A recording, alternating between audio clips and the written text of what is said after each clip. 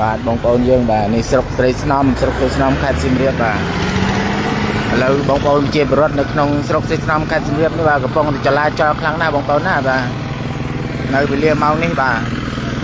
នេះបងធ្វើដំណើរចាក់ចេញពីស្រុកស្រីស្នំហើយបាទរសារមានយន្តហោះស៊ីមបាទមកទម្លាក់ត្របែកនៅជិតស្រុកស្រីស្នំនេះហើយបាទស្រុកមិញទម្លាក់មិញហើយបាទ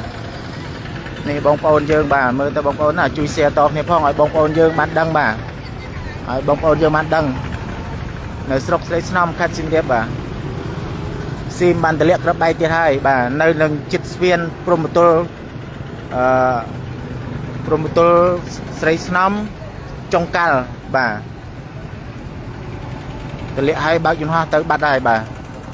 សូមបងប្អូនបាទជួយ share ជួយ like ជួយ share បាទទាំងអស់គ្នាបាទបងប្អូនយើងបានដឹងផងបាទមានការប្រុងប្រយ័ត្ន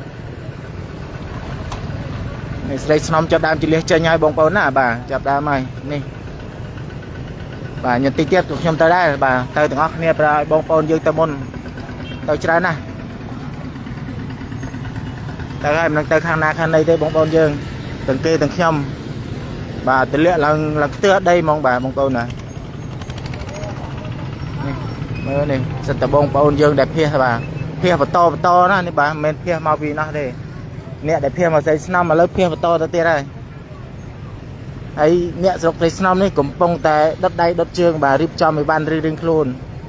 បាទរងចាំការជំលះបាទបងប្អូនយើងបាទមានការប្រុងប្រយ័ត្នទាំងអស់គ្នាបាទខ្ញុំបាន live បាទថ្ងៃនេះថ្ងៃទី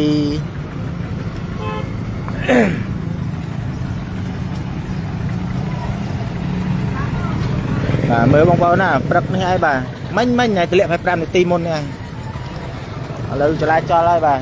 ឥឡូវបានហើយបងប្អូនណាអរគុណច្រើនជួយ like ជួយ share បាទខ្ញុំសូមបញ្ចប់ការ live ប៉ុណ្ណេះបាទរីវ៉ាន់សិនខ្ញុំរត់ដែរបាទអរគុណ